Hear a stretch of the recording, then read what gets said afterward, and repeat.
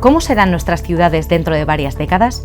¿Qué podríamos hacer para mejorar la calidad de vida de sus habitantes y en especial de las personas mayores? Decenas de escolares participaron ayer en una dinámica de diseño de futuros desarrollada en el Talent House, donde pudieron aportar sus ideas y comprender la responsabilidad que tendrán en la construcción de las ciudades del futuro. Dentro de unos pocos años, los que vais a estar investigando sois vosotros, pero también sois vosotros los que vais a estar diseñando cómo son las ciudades, porque algunos seréis ingenieros urbanos, vais a estar diseñando cómo son las casas, porque otros seréis arquitectos y arquitectas.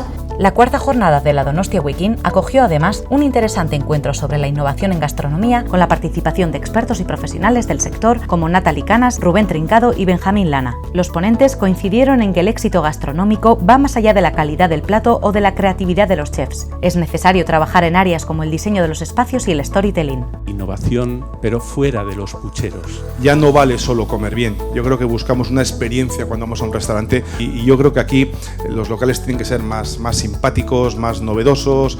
La innovación afecta de pleno también en el ámbito curricular. En una sesión sobre pensamiento computacional dirigida a profesorado de infantil, primaria y secundaria, los asistentes tuvieron la oportunidad de conocer las tecnologías y objetivos de aprendizaje que se trabajan en cada etapa escolar.